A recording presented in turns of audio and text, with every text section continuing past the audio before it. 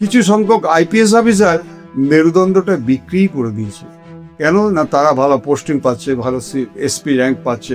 খুব দুর্ভাগ্যজনক। আর এরা ডাকাতি করছে মাসের পর মাস, শত শত লরি লেখে বালি আনছে, এই আনছে, সে আনছে। আজকে চোখের সামনে দেখছে, আজকে এসপি বলুন, অ্যাডিশনাল এসপি বলুন, আজকে ডিএসপি বলুন, চোখ বুঝে চুপ করে বসে আছে। কেন? তারা মাস কাবারি পাচ্ছে। তথ্য পাচার করে যে those are the actual criminal, তাদেরকে বাঁচাবার জন্য প্রচেষ্টা ক্যালকাটা পুলিশ করেছে, আবার সিবিআইও করেছে। অল ইন্ডিয়াতে আপনার টোটাল যে ধর্ষণ হয় তার মধ্যে 54% হচ্ছে মাইনর এজে, যার জন্য আজকে এই আইনটা হয়েছে। ক্রিমিনাল জাস্টিস সিস্টেমটা কি, যারা দর্শক কিন্তু আপনাদের টিভি চ্যানেলে দেখছি, সেটা হচ্ছে কি, এই যে আমরা এত তদন্ত করি পুলিশের সম্পর্কে, বিলিভ ডিসবিলিভ, এটা যে 4টে স্টেজ আছে। তৃণমূল সরকারের যে সমস্ত তদন্তগুলো করেছে, আপনাদের বলে দিচ্ছি, এই তদন্তগুলোর নামে একটা প্রহসন সৃষ্টি হয়েছে। যারা এই বিরোধী পক্ষ বলছে, আপনি দেখবেন যারা বলছে তারা, আমার মনে হয় যে এই সমস্ত গুন্ডাদের থেকে ওরা মাস কাবারি পায়। এবং আমি মনে করি আমার 38 বছর পুলিশ চাকরিতে এই গুন্ডা দমন আইনটা ভীষণ প্রয়োজন ছিল। 14/5/2025 বিরাটি থেকে অ্যারেস্ট আজাদ মল্লিক। তাহলে 2021 সাল থেকে একটা জঙ্গির ক্যানিং এর মতো জায়গায় পড়েছে। আপনাকে মনে হয় যে তাকে কোনো রাজনৈতিক নেতার শেল্টার দিচ্ছে না? আমাদের বিগত দিনে মুখ্যমন্ত্রী কি করলেন? উনি করলেন মানুষের মনটাকে ঘুরিয়ে দেওয়ার জন্য সিআইডিকে দিলেন। আপনারা কি জানেন এই সিআইডি কি করলো? আপনাকে, আমাকে, আপনাদেরকে বোকা বানাবার জন্য চার্জশিট দিল। যে মেয়েটাকে যেভাবে হত্যা করলো, কেন আজকে রাজ্য সরকার কিছু করেনি? কারণ হচ্ছে যারা হত্যাকাণ্ড করেছে গ্যাং রেপ, তাদের মধ্যে একজন তৃণমূল কংগ্রেসের মেম্বার। এই দারুণ পুলিশ কাজ করছে, একদম মিথ্যা, সব মিথ্যা কথা। কারণ কি, পুলিশের আজকে সেই পুলিশই আগে কেন করেনি? খুন করে বডির মধ্যে ইলেকট্রিক তার জড়িয়ে বলে দিল ইলেকট্রিফিকেশনের জন্য মৃত্যু হয়েছে। এটা মুখ্যমন্ত্রীও বলে দিলেন। এখন নিয়ম করা উচিত, যে সমস্ত পুলিশ অফিসার সেই সময় তন্দ্রাচ্ছন্ন এই কেসগুলো করে সর্বনাশ করেছে, তাদের এগেইনস্টে অ্যাকশন নেওয়া। শুধু ওসি নয়, ওখানে হাই অফিসিয়ালরা ইনভলভ, এসপি বলুন আর আরো অ্যাডিশনাল এসপি, সব ইনভলভ হয়ে একটা সুন্দর আলোচনার মাধ্যমে, একটা মেলবন্ধনের মাধ্যমে অর্থ উপার্জন করে। এবং চার্জশিট দিয়েছে, অভিষেক নামটা পুরো ক্লিয়ার করে, অথচ he was the director of this company. আমি দেখলাম মুখ্যমন্ত্রী থানাতে ভিজিট করছে, অনেক কাগজপত্র দেখতে চাচ্ছে। এগুলো প্রয়োজন আছে। ডাকাতরা যখন কারো বাড়িতে ডাকাতি করতে যায়, যদি টাকা না দেয় তাহলে তার কিন্তু গলা কেটে দেয়, খুন করে দেয়। আবার দেখুন, ডাক্তাররা সেই চাকুটা দিয়ে কিন্তু জীবন দান করে। আইন করলেই হবে না, implementation of law in time যদি না করে, তাহলে কিন্তু জল ঢেলে ফুটা পাত্রে বৃথা চেষ্টা তিষ্টা মিটাবারে। গুড মর্নিং স্যার, বিবিধ নিউজের পোর্টালে আপনাকে অসংখ্য ধন্যবাদ, স্বাগত। খুবই ব্যস্ততার মধ্যে সময় দিলেন স্যার, থ্যাংক ইউ। স্যার, গতকাল আমরা একটা খবর পেলাম যে গুন্ডা দমন আইনের রাষ্ট্রপতির অনুমোদন পাওয়া যায়নি, কিন্তু অলরেডি বর্তমান সরকার বললেন যে গুন্ডা দমন আইন চালু হয়ে গিয়েছে। এটাতে একটা বিতর্ক তৈরি হচ্ছে, এই বিষয়টা যদি আমাদের দর্শকদের একটু যদি ক্লিয়ার করে দেন। গুন্ডা দমন আইনটা তো স্টেটের মধ্যে থাকবে, এবং সেটা সেই ক্ষেত্রে যে বিধানসভায় যে আইনটা পাস হয়েছে, এটা for the greater interest of the peace loving people. এবং তাতে যে আইনটা করেছে সেটা আমরা যারা পুলিশের চাকরি করি, আমাদের দুর্ভাগ্য আমরা এই আইনটা পাই। সেটা হচ্ছে যে police has got full right যে একটা আসামিকে যদি গুন্ডা দমন আইনে, সেটা আমি একটু বলে দিই আপনাদের এটা কি আছে। যারা সমাজে বিপজ্জনক কার্যকলাপ, হিংসা, ভয় দেখানো এবং নানা অপরাধমূলক কাজে লিপ্ত থাকে। যেমন আমি একটা এক্সাম্পল, যেমন ফলতাতে জাহাঙ্গীর, যেমন শাহজাহান 2019 সাল থেকে যে বর্বরিচিত, মানে ভারত স্বাধীন হওয়ার পরে এরকম অত্যাচার নারীদের উপর হয়। যেমন ক্যানিংয়ে শওকত মোল্লা, এইরকম অনুব্রত মণ্ডল, এই যে এরা যে দীর্ঘদিন ধরে আজকে গুন্ডামি করছে, মানুষের মৌলিক অধিকার খণ্ডন করছে, এইসব নিয়ে চিন্তাভাবনা করে, এবং যেভাবে আজকে 2018 সাল থেকে 2019, 2021, 2023, 2021 এই যে মানুষগুলো ভোটের সময় মৃত্যু হয়েছে, তাদের আগে যে মানুষের মৌলিক অধিকার খণ্ডন করার জন্য যাদের আর্মস অ্যামুনিশনের বাড়ি অ্যাটাক করছে, এটা প্রিভেন্ট করার জন্য অনেক আইন ছিল। কিন্তু এটা স্পেসিফিকভাবে, যেমন পক্সো আইন 376 আজকে ধর্ষণ আছে, কিন্তু পক্সো হলো কেন? 2012 সালে পক্সো হলো এই কারণে যে মাইনরের যে সমস্ত মেয়ে আছে, যারা আছে, তাদের স্পেসিফিক ছিল না বলে এটা করা হয়েছে।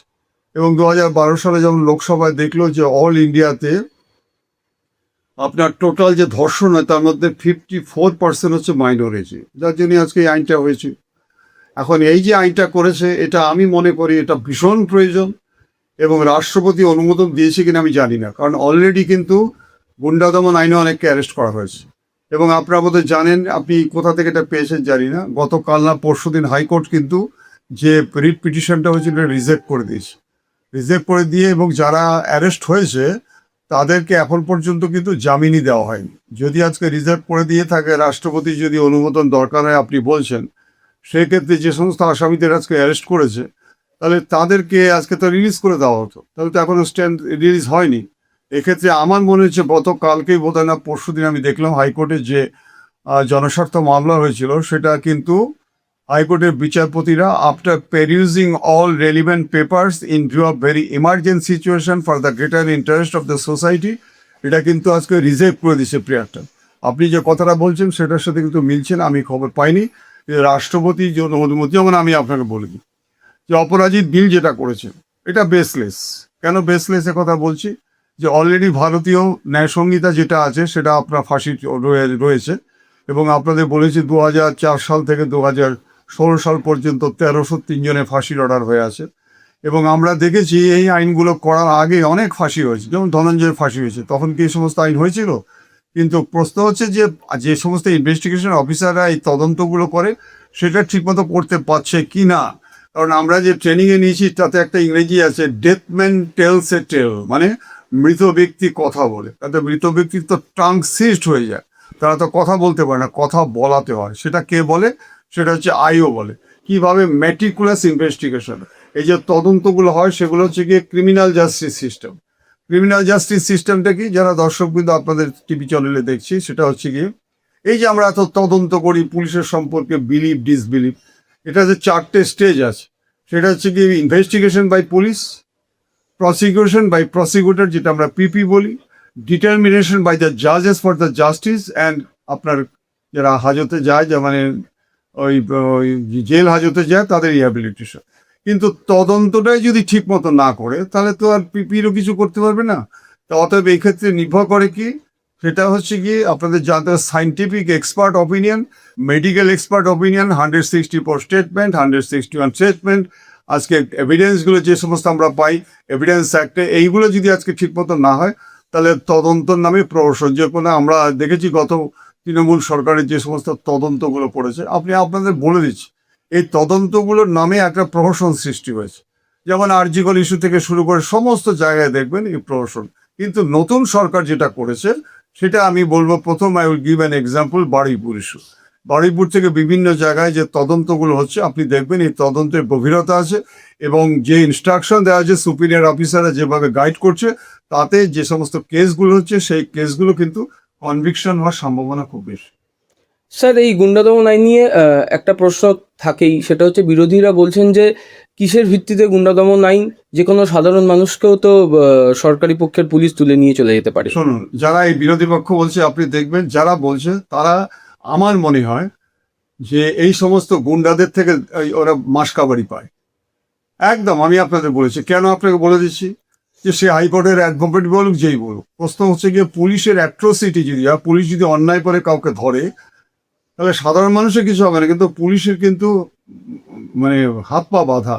রংফুল কনফাইনমেন্ট এবং রংফুল রেস্ট্রেন বলে যদি হাইকোর্টে করে, এবং হাইকোর্ট যদি প্রমাণিত হয় যে অন্যায়ভাবে তাকে আটকানো হয়েছে, তাহলে তাকে রিলিজ শুধু নয়, এবং যে সমস্ত police officer out of previous grudge যদি এনিমিটি কাউকে যদি রংফুলি আটকায়, তাহলে তার চাকরি যাওয়ারও অনেকের ক্ষেত্রে, যে ওসি জয়নগরকে দেখে চাকরি চলে গেছে। অতএব এই ক্ষেত্রে যারা বলছে এগুলো বেসলেস, এগুলো প্রতিবাদ করতে হয়, কোনো ইস্যু নেই যার জন্য প্রতিবাদ করছে, কিন্তু এগুলো আমি আপনাদের বলে দিই যে এইগুলো সমস্ত বেসলেস কথা। কারণ কি, আমরা মিসা দেখেছি, maintenance of internal security act, ta-da দেখেছি, ওইগুলো রাজনৈতিক ব্যাপারে কিছু হয়তো হতে পারে, পরবর্তীকালে এগুলো নেই। কিন্তু এই গুন্ডা দমন আইন যেটা করেছে সেটা আমি মনে করে থাকি যে রংফুল রেস্ট্রেন এবং রংফুল কনফাইনমেন্টের চার্জ যদি আজকে প্রমাণিত হয়, কোনো পুলিশ অফিসার অন্যায়ভাবে কাউকে রেস্ট্রেন করে রেখেছে, সেই পুলিশ অফিসারের কিন্তু চাকরি চলে যাবে। তার জন্য হাইকোর্ট আছে, ডিভিশন বেঞ্চ আছে, সুপ্রিম কোর্ট আছে, এরকম বহু এক্সাম্পল আছে। যারা বলছে তারা বলতেই পারে, গণতান্ত্রিক দেশে তাদের অধিকার আছে। এবং আমি মনে করি আমার 38 বছর পুলিশ চাকরিতে এই গুন্ডা দমন আইনটা ভীষণ প্রয়োজন ছিল, এবং এক্ষেত্রে যে motivatedly out of previous grudge and enmity কাউকে অ্যারেস্ট যদিও করে থাকে, নিশ্চয়ই হয়তো তাদের সেরকম আছে। বিভিন্ন দাগে আমরা বামফ্রন্ট আমলে এগুলো দেখেছি, তৃণমূলের সময় তো বিভিন্নভাবে দেখেছি। কারণ কি, বিরোধী দলনেতা যখন ছিল মিস্টার শুভেন্দু অধিকারী, এখন যিনি চিফ মিনিস্টার, ওনার এগেন্স্টেই তো 36টা কেস। অতএব এই ক্ষেত্রে বহু জায়গায় আমরা দেখেছি যে আপনারা যখন প্রতিবাদী করেন, মানুষ যখন প্রতিবাদ করে মৌলিক অধিকারকে লন্ডনীয় করে, সেক্ষেত্রে বরঞ্চ গত আগের যে সরকার ছিল তারা কিন্তু আইনটাকে ইমপ্লিমেন্টেশনের ক্ষেত্রে কিন্তু রংলি করেছে। এবং যার জন্যই আপনাকে বলে দিচ্ছি, এখন পর্যন্ত হাইকোর্ট কিন্তু 56টা কেস স্টেট গভর্নমেন্ট এবং সিআইডি থেকে তুলে নিয়ে কেন্দ্রীয় সংস্থাকে দিয়েছে। তার কারণ হচ্ছে কি, ল্যাকাডাইসিক্যাল অ্যাটিটিউড নিয়ে আজকে কিন্তু তদন্ত করছে। অর্থাৎ আমার মনে হয় যে এগুলো বেসলেস কথা, এগুলো বলতে দিন। গণতন্ত্র দেশে বলার অধিকার আছে, এবং দেখতে হবে সেই বলার অধিকারটা কতটা। যদি আজকে বলতে গিয়ে যদি law and order break down করে, তাহলে আইন আছে 140 আছে, নানা রকম আইন আছে। আমার মনে হয় না এগুলো ঠিক বলছে। স্যার, আমরা এতক্ষণ আইন নিয়ে কথা বলছিলাম, সেই জায়গাতে পুলিশের ভূমিকার কথাও আপনি বললেন। রিসেন্টলি স্যার আমরা হামিম মোল্লল নামে একজন জঙ্গি আইএসআই এর সঙ্গে তার আমরা লিঙ্কড পেয়েছি। তাকে আমরা হাওড়ার পিলখানার ওখান থেকে ধরা হয়েছে। খবর পাওয়া যাচ্ছে স্যার দীর্ঘ 24 বছর ধরে তিনি ছিলেন, তিনি দোকানও খুলেছিলেন, তার দোকানে টিএমসি ভোট ফর টিএমসি এরম লেখাও ছিল। এবং তার সাথে সাথে অর্পিতা সরকারের নামও উঠে আসছে, ওনার সঙ্গিনী। এনারা নাকি শুভেন্দু অধিকারীর মানে অ্যাক্টিভিটি ট্র্যাক করতেন, মানে এবং আইএসআই এর সঙ্গে লিঙ্ক পাওয়া গেছে। এতদিন ধরে এনাদের মতো মানুষরা যে আমাদের এখানে আমাদের সাথেই বসবাস করছিল, একটা তো স্যার পুলিশের ভূমিকা নিয়ে প্রশ্ন উঠছে, একটা স্যার বিগত সরকারের ভূমিকা নিয়ে প্রশ্ন উঠছে। এই বিষয়টা নিয়ে কি বলবেন? প্রথম কথা, আমি মনে করে থাকি যে এটা পুলিশের একটা বিশাল ব্যর্থতা যখন আছে, তেমনি যারা সাধারণ মানুষের কিন্তু আজকে জাগ্রত হতে হবে। পুলিশের আজকে কিন্তু যে সাধারণ মানুষের প্রতি যে বিশ্বাসযোগ্যতা অর্জন সোর্সে যেটা আমরা করেছি, দেখুন আপনাদের দিয়ে বলছে। আচ্ছা আপনি বলুন তো, আমাদের ওয়েস্ট বেঙ্গলে যেটা আমরা করেছি, কজন অফিসার ইনচার্জ আজকে কলেজে এবং স্কুলে গিয়ে বোর্ডে নাম্বার লিখে দিয়ে আসছে? কজন? আমরা তো করেছি।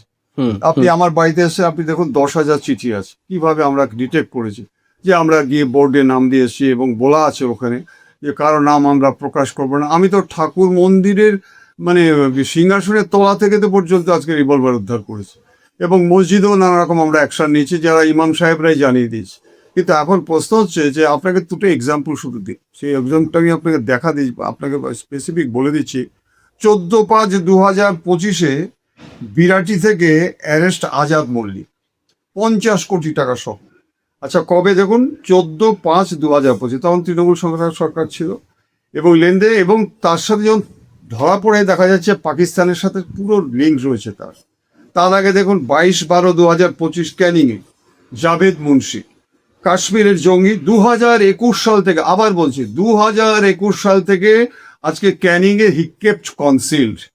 তাহলে 2021 সাল থেকে একটা জঙ্গি ক্যানিংয়ের মতো জায়গায় পড়েছে। আপনার কি মনে হয় যে তাকে কোনো রাজনৈতিক নেতা শেল্টার দিচ্ছে না? আরও একটা আপনাদের বলেছি যে 4/6/2025 বর্ধমান থেকে অ্যারেস্ট হয় মোহাম্মদ শফিকুল। প্রচুর তার থেকে আধার কার্ড পাওয়া যায়, নানা রকম কাণ্ড আমরা দেখেছি। এবং আমার যেটা মনে হয়, মোহাম্মদ ফরদৌস বলে একজন আছে, সেও কিন্তু আজকে অ্যারেস্ট হয়েছিল 5টা পাইপ গান সহ। এই ছেলেগুলো এরা কারা? ধরুন আজকে অ্যারেস্ট হয়েছে, গিভেন ওয়ান এক্সাম্পল, আজকে যে এসটিএফ যে তদন্ত করছে অ্যারেস্ট হচ্ছে, আপনি আমাকে বলুন তো কজনে কনভিকশন হচ্ছে? আপনি আমাকে বলুন 2012 সালে যে খাগড়াগড়ে যে প্রথম যে আমরা বুঝতে পারলাম যে অনুপ্রবেশের মাধ্যমে বিনা রক্তপাতে ভারত দখল করার যে ঘৃণ্য চক্রান্ত, সেই চক্রান্তটা শুরু হয়েছে পশ্চিমবঙ্গে। এখন অনেকে বলবে আসাম ত্রিপুরা, আপনার শুধু গিয়ে দেখে আসুন আসাম এবং ত্রিপুরা পুলিশ কি অ্যাকশনটা নিচ্ছে। কিন্তু আমার ওয়েস্ট বেঙ্গলে আপনি দেখতে পাবেন যে কেন খাগড়াগড়ে যখন বোমটা বাস্ট হলো, 2জন স্পট মারা গেল, নানা রকম, আজকে গভর্নমেন্ট থেকে কি বলে দেওয়া হলো যে ওটা হচ্ছে কি গ্যাস সিলিন্ডার থেকে বাস্ট করেছে। আপনি জানেন Indian explosive act and explosive অ্যাক্টের মধ্যে অনেক পার্থক্য। বাট এরা কি করছে, ইন্ডিয়ান এক্সপ্লোসিভ দেখাচ্ছে না, এরা ক্র্যাকার দেখাচ্ছে, ওই বাজি থেকে বাস্ট করেছে দেখাচ্ছে। যার জন্য যদি তাহলে তো যদি ইন্ডিয়ান এক্সপ্লোসিভ দেখাতে হয় তাহলে এনআইএ কে দিতে হয়, মানে ন্যাশনাল ইনভেস্টিগেশন এজেন্সি। যার জন্য আজকে স্টেট গভর্নমেন্ট কিছু তদন্ত করছিল না। কিন্তু পরবর্তীকালে হাইকোর্টে অর্ডার হোক, স্বরাষ্ট্র দপ্তরে অর্ডার হোক, সেটা যখন এনআইএ নিল, দর্শক কিন্তু আপনাদের একটু বলে দিচ্ছি বিগত দিনের সরকারের অবস্থাটা দেখুন।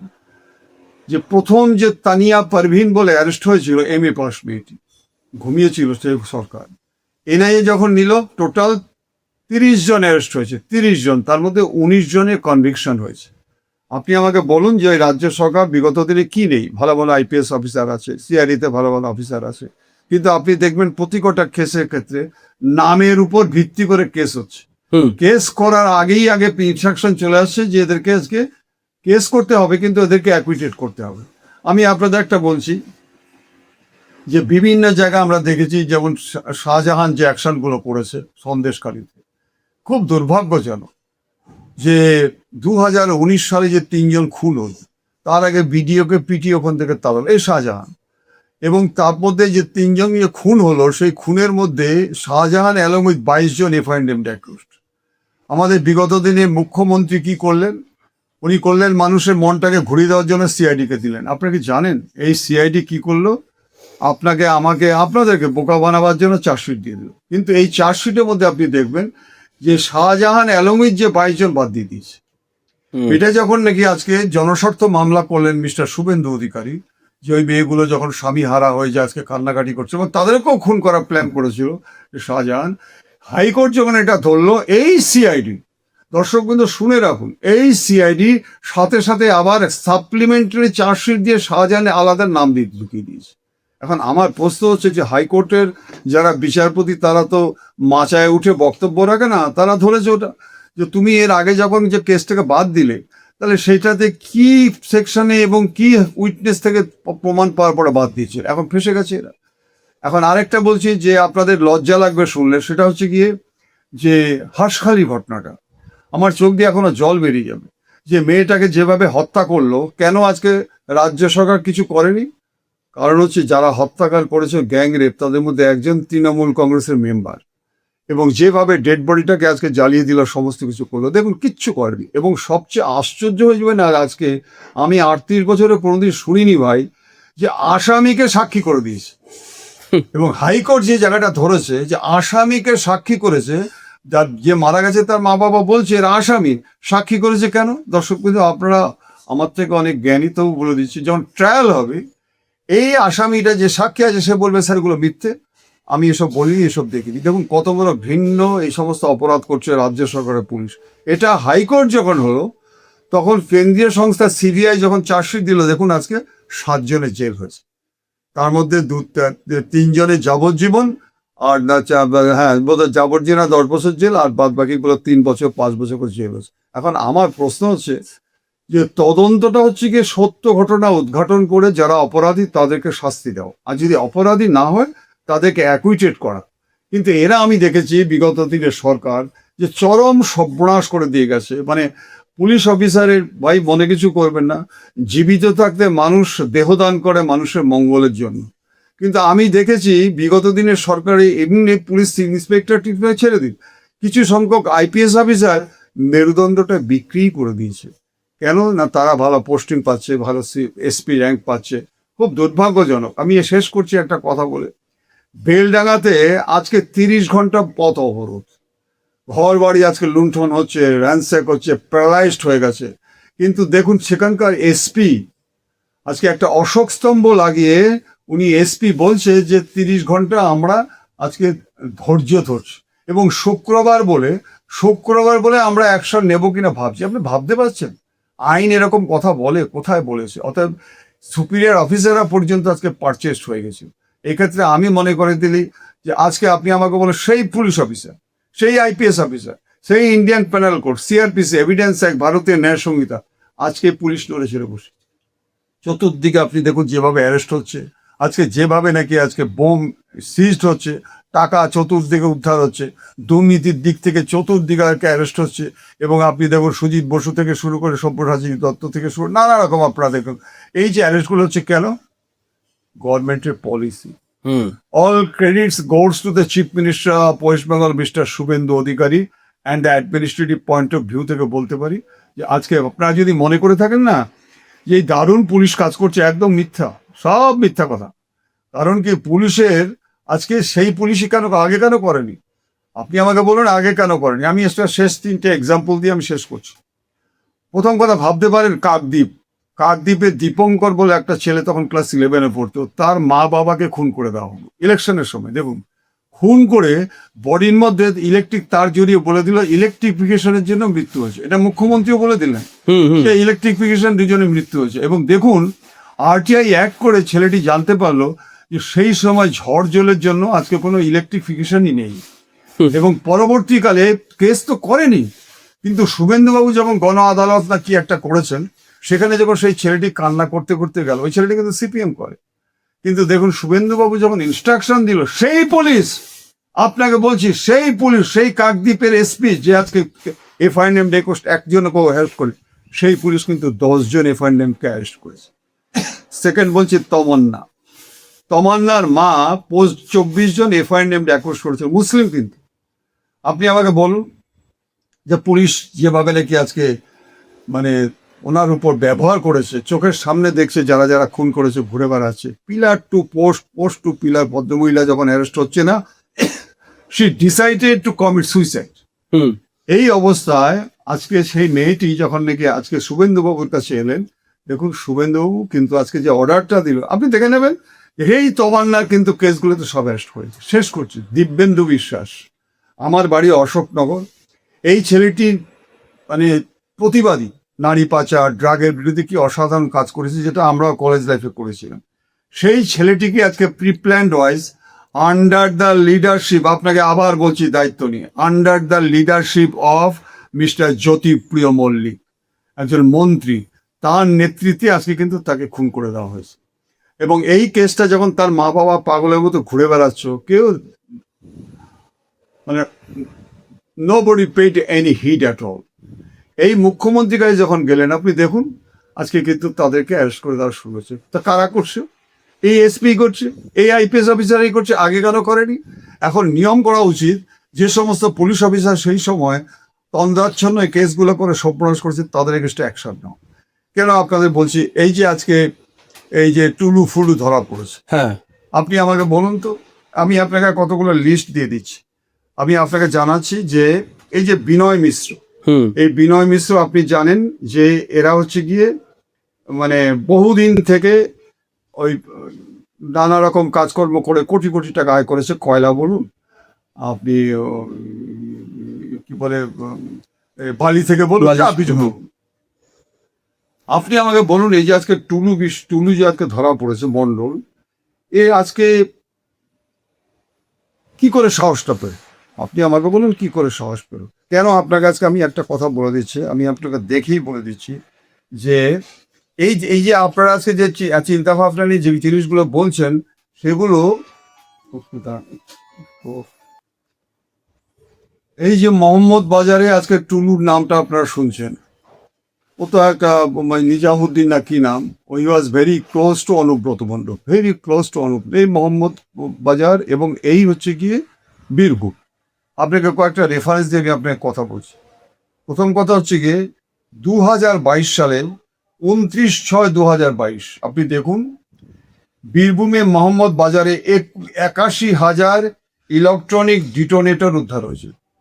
আপনারা ভাবতে পারছেন, 81,000 পিস ইলেকট্রনিক ডিটোনেটর উদ্ধার হয়েছিল কবে? 29/6/2022। আরো এখনো শেষ হয়নি। গুদাম থেকে 2,525টি ডিটোনেটর, 27 কেজি অ্যামোনিয়াম নাইট্রেট। আপনার মধ্যে জানেন অ্যামোনিয়াম নাইট্রেট এমন সাংঘাতিক, এগুলো যুদ্ধক্ষেত্রে ইউজ হয়, দেখুন ওখানে ইউজ হলো। আচ্ছা, এগুলো সিজ করেছিল পুলিশ। আচ্ছা, সেই কেস করার পরে কি হয়েছে আপনারা কি জানেন? আপনারা জানেন না। তারপরে দেখুন 2020 সালে ও হচ্ছে গিয়ে 29,000 ডিটোনেটর পিস উদ্ধার করে, 29,000 ডিটোনেটর পিস উদ্ধার করে পুলিশ। অ্যারেস্ট হয়েছিল মিরাজউদ্দিন খান। কেন আজকে আপনাদের কথা বলছেন? মুজাদুদ্দিন আলী, মোহাম্মদ নুরুজ্জামান, এই যে অ্যারেস্টগুলো ওখানে হলো, আমি তো একটা জিনিস বুঝতে পারি না, যে একটা জায়গায় যদি অ্যারেস্ট হওয়ার পরে তো এরা আরো ভয় পাবে, এরা অ্যালার্ট হয়ে যাবে যে পুলিশ আমাদের অ্যারেস্ট করছে। কিন্তু আমরা দেখতে পাচ্ছি কেন্দ্রীয় সংস্থাই বলুন আর এসে আমাদের রাজ্য পুলিশে দেবো, অ্যারেস্ট হওয়ার পরে ওরা আরো দ্বিগুণ উৎসাহের হচ্ছে ক্রাইম কাজে যুক্ত হয়ে অর্থ উপার্জন করে। আচ্ছা, আমি একটা জিনিস জানতে পারছি না, এই যে টুলু ফুলুর নাম বলছেন, 100 কোটি টাকা দিয়ে বিয়ে হল। হ্যাঁ, আচ্ছা, ওখানকার এসপি কি করছিল, ওখানকার ডিআইজি কি করছিল, ওখানকার ডিআইবি রিপোর্ট কি বলে? কেউ বললো না যে একটা ছেলে আজকে 100 কোটি টাকা বিয়ে দিচ্ছে বোম্বে থেকে সমস্ত এখানে, মানে দুবাইতেও কিন্তু এরকম বড় বিয়ে হয় না। তাহলে আপনি আজকে বলছেন 15 কেজি সোনা পাওয়া যাচ্ছে, পুলিশ ওখানকার, আমি তো উইদাউট এনি হেজিটেশন সাধারণ মানুষ বলছি যে ওখানে শুধু ওসি নয়, ওখানে হাই অফিসিয়ালরা ইনভলভড, এসপি বলুন আর আরো অ্যাডিশনাল এসপি সব ইনভলভ হয়ে একটা সুন্দর আলোচনার মাধ্যমে, একটা মেলবন্ধনের মাধ্যমে অর্থ উপার্জন করছে। তা নয়তো এত বছর ধরে সে কি করে এত বছর ধরে দিনের পর দিন। আপনি আমাকে বলুন। এবং স্যার রেভিনিউ সংক্রান্ত বিষয়ে ওনার নাম দেখা যাচ্ছে। না, এরা দেখুন, এরা তো চার্টার অ্যাকাউন্টেন্টের সাথে কথা বলে করে, একটা ইনকাম ট্যাক্সের টাকা দিয়ে রেখে দিয়েছে। কিন্তু ইনকাম ট্যাক্সের টাকা দিলেও এটা তো ধরা পড়ে যাবে, কারণ এই কেসটা হবে যে ইডি যদি নেয় তাহলে এটাকে যে prevention of money laundering act, এতে এই কেসটা এত মারাত্মক যে এই কেসটা কিন্তু তোমাকেই প্রমাণ করতে হবে যে তুমি আসামি নও। তো এক্ষেত্রে তুমি টাকাটা কোত্থেকে পেবে? যেবার দেখাচ্ছে সেই সময় তোমার আইন কি ছিল, কবে থেকে তুমি কাজ শুরু করেছো, অতএব এই ক্ষেত্রে বেরোনো মুশকিল। কিন্তু আমাদের একটা অদ্ভুত লাগে, সেটা হচ্ছে দেখুন, আমরা বিচারকদের বিরুদ্ধে কিছু বলতে পারি, কারণ তাদের হচ্ছে কি এটা ওয়াইড সার্কুলেশন, তারা আইন করতে পারে, কিন্তু মানুষের মুখ বন্ধ করবেন কি? কিছু কিছু ক্ষেত্রে আমরা দেখতে পাচ্ছি কিছু কিছু বিচারক, তারা যারা নির্যাতনকারী তাদেরকে আজকে কি করে পরিবার খাবে সেই দিকে তারা মনোনিবেশ করছে, কারণ যারা নির্যাতিতা তাদের দিকে কিন্তু সেভাবে তাকাচ্ছে না। অনেক জায়গায় আমরা দেখতে পাচ্ছি। এবং আরো একটা জিনিস দেখতে পাচ্ছি, এই যে জামিন দিয়ে দিচ্ছে, যেমন আপনি সুমিত রায় দীর্ঘদিন ধরে পালিয়ে বেড়াচ্ছে, এবার সুপ্রিম কোর্টে টুক করে সুপ্রিম কোর্ট চলে গেল। তো সুপ্রিম কোর্ট কালকে দেখলাম যে একটা টার্মস অ্যান্ড কন্ডিশনে জামিন দিয়েছে, অ্যাজ অ্যান্ড হোয়েন নেসেসারি, সকাল থেকে অর্থাৎ পর্যন্ত আজকে ইনভেস্টিগেশন এসডি কাছে থাকতে হবে। এর আগে আমরা দেখেছি সুপ্রিম কোর্টের ডাইরেক্ট কেস হতো না, বলতো যে আগে হাইকোর্ট থেকে তোমরা আসো, তারপরে তুমি এখানে আসবে। কিন্তু এখন এখানে করেছে এই in view of very emergency situation. আজকে আমার আরো খারাপ লাগছে, অ্যাডভোকেট জেনারেল যিনি আছেন, মানে সেন্ট্রালে যিনি আছেন, উনি বলছেন যে আমি প্রিপারেশন হয়ে আসি। দেখুন, চিন্তা করুন, আজকে যে আত্মসহায়ক অভিষেক মুখোপাধ্যায় বা ব্যানার্জি যে কোটি কোটি টাকা আমরা জানতে পাচ্ছি, বিভিন্ন জায়গা থেকে জানতে পাচ্ছি, প্রচুর টাকা, সে আজকে একটা হিয়ারিং হচ্ছে সুপ্রিম কোর্টে। স্টেট অ্যাডভোকেট জেনারেল যেটা আছেন, উনি মনু সিং বিপদে প্রবাবলি নান, উনি বলছেন মিলর্ড আমি রেডি হয়ে আসি। আপনি ভাবতে পারছেন? তাহলে এখন আমরা কি ধরে নেব? আমরা পুলিশ অফিসার বলতে পারি না, কিন্তু সাধারণ মানুষই আজকে যে রায়টা শোনা পড়ে বলছে যে সব প্যাক্ট হয়ে গেছে। বিচারক কি করবে? বিচারক তো ওখানে কিছু নেই। বিচারক দেখছে যে স্টেট গভর্নমেন্ট এখানে চুপ করে বসে আছে, কোনো সিডি নেই, পেপার নেই, বলছে। আপনি ভাবতে পারছেন? আর এইবার আমি আপনাদের বলি যে আমার মনে হচ্ছে যে 2014 সালে নির্ভয়া কাণ্ডে chief justice of supreme court বলেছিল যে ভারতের আইন ব্যবস্থা টোটালি প্যারালাইজড হয়ে গেছে। এই যে করাপশনটা চলছে, এই করাপশনটা সাধারণ মানুষ, আপনি আমাকে বলুন তো ভাই, আমি হলে সেম কেসে আপনাকে লক আপ করে দিচ্ছে। হ্যাঁ, আর বিত্তশালী যদি রাজনৈতিক নেতা হয়, আজকে যদি সেই রকম পয়সাওয়ালা হয়, তাদের কিন্তু লক আপ হচ্ছে না, লটা কেঁপে যাচ্ছে। তাহলে প্রশ্ন হচ্ছে, যার টাকা নেই সে তাহলে জাস্টিস পাবে না, সাধারণ মানুষ তাহলে জাস্টিস পাবে না। আজকে আপনারা যদি মনে করে থাকেন জনস্বার্থ মামলা, আপনারা কি জানেন জনস্বার্থ মামলা করতে গেলে কত টাকা লাগে?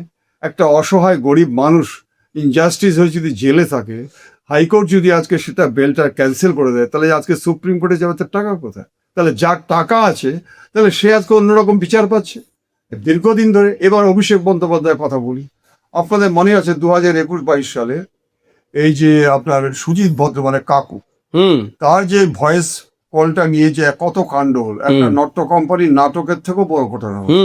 এবং সেই জন্য আজকে পিজিতে দেওয়া হলো না, ওখান থেকে 6 জন চিকিৎসকের মাধ্যমে ইএসআই হসপিটালে পাঠানো হলো, এবং প্রমাণিত হলো সেই ভয়েস। নানা রকম আমরা দেখেছি।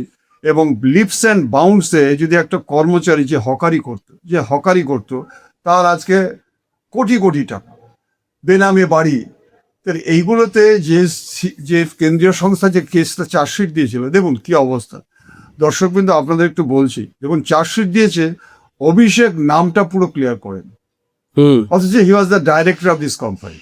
আজকে হাইকোর্টের জাস্টিস যেভাবে নাকি ভৎসনা করেছে, তাই এখন দেখা যাচ্ছে নির্ভয়া কেসই বলুন বা আমি আরজিকর কেসটাই বলুন, আর এই সমস্ত কেস দেখুন, আমরা দেখতে পাচ্ছি যেটা অদ্ভুত একটা বিচার ব্যবস্থা চলছে, এবং যারা এই ধরনের কাজ করছে তাদেরকে কোনো পানিশমেন্ট দেওয়া হচ্ছে না, খালি ওদেরকে বলা হচ্ছে যে আয়ু চেঞ্জ করো, অমুক করো। কিন্তু আপনার মনে রাখবেন, পক্সো আইনে একটা মেয়ে, তার ধর্ষিতা হয়েছে, মেয়েটার বয়স ধরুন 14 বছর বা 16 বছর, কিন্তু আয়ও জানেই না যে পক্সো আইনে তাকে প্রমাণ করতে হবে যে সে মাইনর হয়েছে। তার জন্য কি করছে, একটা স্কুলের সার্টিফিকেট দিয়েছে। আপনি জানেন প্রেডিগ্রিটা এখন পে করলে ডিগ্রি পাওয়া যায়। এই যে সার্টিফিকেট স্কুল নিচ্ছে, আপনি বলুন 500 টাকা আপনি সার্টিফিকেট পাবেন, যেমন আধার কার্ড করে রেখেছে। এটা হচ্ছে গিয়ে scientific expert opinion, that is ossification test, হাঁটুর টেস্ট। হাঁটুর টেস্টটা একদম নির্ভুল, দিস ইজ সাইন্টিফিক। এবং এই যে জিনিসটা, এরা অনেক আয়ু জানে না। কি হচ্ছে তাহলে, এই যে শুধু এই পয়েন্টে যে তুমি প্রমাণ করতে পারোনি সে মাইনরিটিস কিনা, আসামিকে খাবার দিয়ে দিচ্ছে। এখন আপনি আমাকে বলুন তো, আপনার মেয়েটা যদি ধর্ষিতা হয়, সেই ধর্ষণকারী যদি তার বাড়ির সামনে দিয়ে যায়, যে মেয়েটি ধর্ষিতা হলে স্কুলে পড়ে, তার মনে কত আঘাত লাগে, কোমায় চলে যাবে। অর্থাৎ এই যে অপদার্থ কিছু অফিসার আজকে তদন্ত নামে প্রহসন সৃষ্টি করেছে, তাদের এগেনস্টে আজকে হাইকোর্ট, আমি ক্যালকাটা দেখলাম, ক্যালকাটা হাইকোর্ট অনেককে ইনভেস্টিগেশন পাওয়ার সিজ করে দিচ্ছে নানা রকম করে। আজকে আমি দেখলাম মুখ্যমন্ত্রী থানাতে ভিজিট করছে, অনেক কাগজপত্র দেখতে চাচ্ছে, এগুলো প্রয়োজন আছে। তা আমার গিয়ে কেস করলে হবে না, আপনাদের মনে রাখতে হবে, এই যে চাকুটা আপনারা দেখেন, ডাকাতরা যখন কারো বাড়িতে ডাকাতি করতে যায়, যদি টাকা না দেয় তাহলে তার কিন্তু গলা কেটে দেয়, খুন করে দেয়। আবার দেখুন, ডাক্তাররা সেই চাকুটা দিয়ে কিন্তু জীবন দান করে। আবার আরেকটা এক্সাম্পল দিচ্ছি, মায়েরা, আমি বা আমার বোনেদের দেখেছি, মাকে দেখেছি চোখে কাজল দেয়। আপনারা যারা মেয়েরা শুনছেন, আপনারা চোখে কাজল দিলে চোখের শ্রীবৃদ্ধি হয়, সেই কাজলটা যখন সাদা পাঞ্জাবিতে লাগে ভালো লাগে না। এই আইনটা হচ্ছে ঠিক তাই। আজকে ল আছে আমাদের, আপনাকে জানেন, আমাদের 1000-এর উপরে state act and central act আছে। সেন্ট্রাল অ্যাক্টই তো রয়েছে 8066টা। অতএব আমার মনে হয় যে আইনটা যদি সব ক্ষেত্রে সমানভাবে হয়, যে অভিষেক বন্দ্যোপাধ্যায়ের কথা বলছি, গতকালকে আমি জানতাম 12টা কেস আছে, গতকালকে হাইকোর্টে দেখলাম যে 16টা কেস আছে, 16টা। এবং সে বলছে অ্যাজ অ্যান্ড হোয়েন নেসেসারি আমাকে সেন্ট্রাল কমিটি ডাকছে, আমি এজেন্সি যাই, আমি হাজির হচ্ছি। ঠিকই উনি হাজির হচ্ছে, এবং এটা তার মৌলিক অধিকার যাওয়া। কিন্তু আপনারা দেখুন যে আজকে হাইকোর্ট তার বেলটা ক্যান্সেল করেছে, যে না, তুমি যেতে পারবে না, পিজিতে তুমি করো, ওই অ্যান্টিসেমিট্রি বেল যেটা নেই, বাইরে যেতে পারবে না। তোমার এগেনস্টে 16খানা কেস আছে, এবং 16খানা কেস যখন তোমাকে ডাকবে, তুমি কিভাবে হাজির হবে। এই ক্ষেত্রে এই পয়েন্টের উপর বেস করে তাকে বলেছে তুমি পিজি হসপিটালে। সত্যি তো, আমাদের পিজি কেন, আপনি বেঙ্গালোর যান না, দেখুন না কত ভালো ভালো ডাক্তার রয়েছে, চোখের ডাক্তার রয়েছে। এটা ক্যান্সেল করেছে। উনি কি এটা পালানোর জন্য বলছেন? না, আমার তো যেটা মনে হয়, বিগত দিনের অভিজ্ঞতা থেকে বলছি, অভিষেক বন্দ্যোপাধ্যায়ের একটা এমন অবস্থা আমি দেখলাম, তার নিঃশ্বাস প্রশ্বাসে দুর্নীতি চতুর্দিকে। এই যে স্বাস্থ্যশ্রী না কি একটা করলো, সেবাশ্রম থেকে শুরু করে কতগুলো অঙ্গহানি হচ্ছে, নানা রকম, এগুলোতে লাইফ কনভিক্ট পর্যন্ত হয়েছে।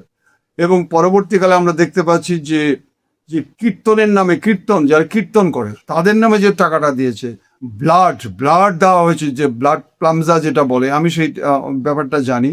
সেই ব্যাপারটা আজকে যেভাবে নাকি ব্লাড পাচার হচ্ছে বিদেশে এবং আলাদা অন্য স্টেটে, আজকে দেখলাম পেপারে 100 কোটি নয়, আমি দায়িত্ব নিয়ে বলছি যে 7টা প্রাইভেট ব্লাড কোম্পানিকে আজকে মেনটেনিং শার্প লুকআউট একটাকে রিজার্ভ করেছে, তাদেরকে পরিচালনা করছে হচ্ছে বর্ণনগরের কাউন্সিলরের দাদা মিস্টার ঘোষ।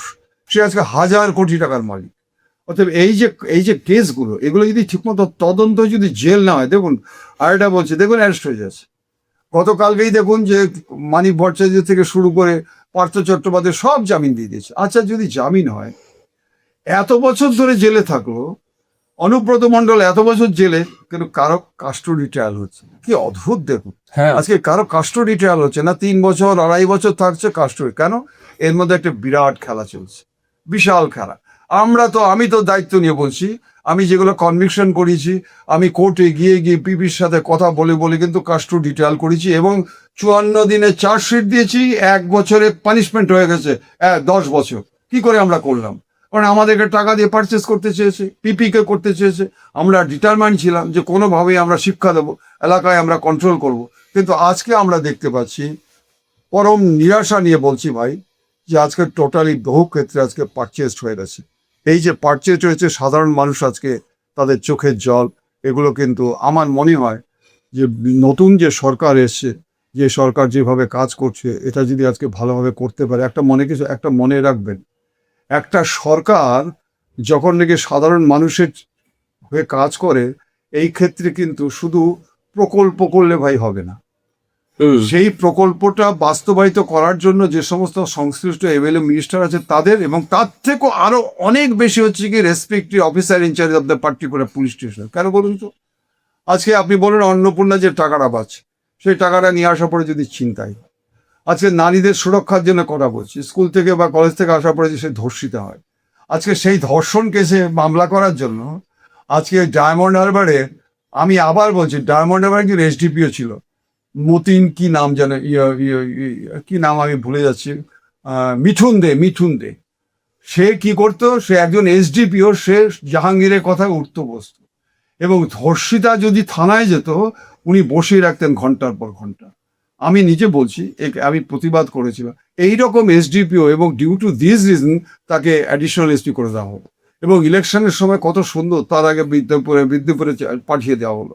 অতএব এই ক্ষেত্রে আমার মনে হয় যে পুলিশ অফিসার শুধু থানা না, রেসপেক্টিভ মানে এসপিদের পর্যন্ত কিন্তু আজকে এটা সার্ভিলেন্স করতে হবে। কারণ এই যে রাস্তা টাকা তুলছে, দেখুন কদিন আগে টাকা তুলতে গিয়ে সাসপেন্ড করলো, আমাদের মুখ্যমন্ত্রীকে এ পর্যন্ত ইন্টারফেয়ার করছে, যে এত বড় ইনস্ট্রাকশন দেওয়া সত্ত্বেও সে টাকা তুলছে, এএসআই নানা রকম কাণ্ড। অতএব আমার মনে হচ্ছে আইন করলেই হবে না, implementation of law in time যদি না করে, তাহলে কিন্তু জল ঢেলে ফুটা পাত্রে বৃথা চেষ্টা তিষ্টা মিটাবারে। আরেকটা শেষ করছি আপনার কখন, আপনারা জানেন ইন্ডিয়ান কনস্টিটিউশন আর্টিকেল 361, তাতে স্পষ্ট করে বলে দেওয়া আছে যে এই আইনে একমাত্র দুজনকে অ্যারেস্ট করা যাবে না, সেটা হচ্ছে রাষ্ট্রপতি এবং গভর্নর। দেখুন আজকে এশিয়ার মুক্তি সূর্য আজকে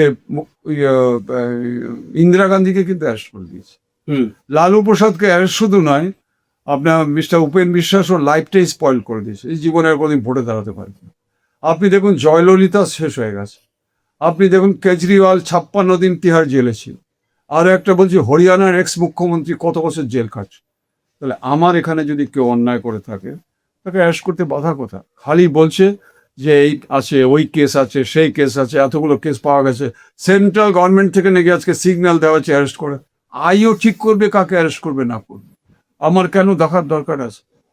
আমার মনে হয় law will proceed on its own way, এবং সেই ক্ষেত্রে আইও হচ্ছে গিয়ে সুপ্রিম অথরিটি। আপনাদের মনে রাখতে হবে, আইওর এত অধিকার রয়েছে যে আইওকে কিন্তু আজকে মুখ্যমন্ত্রী বলুক, প্রধানমন্ত্রী বলুক, রাষ্ট্রপতি বলুক, তাতে কিন্তু হবে না।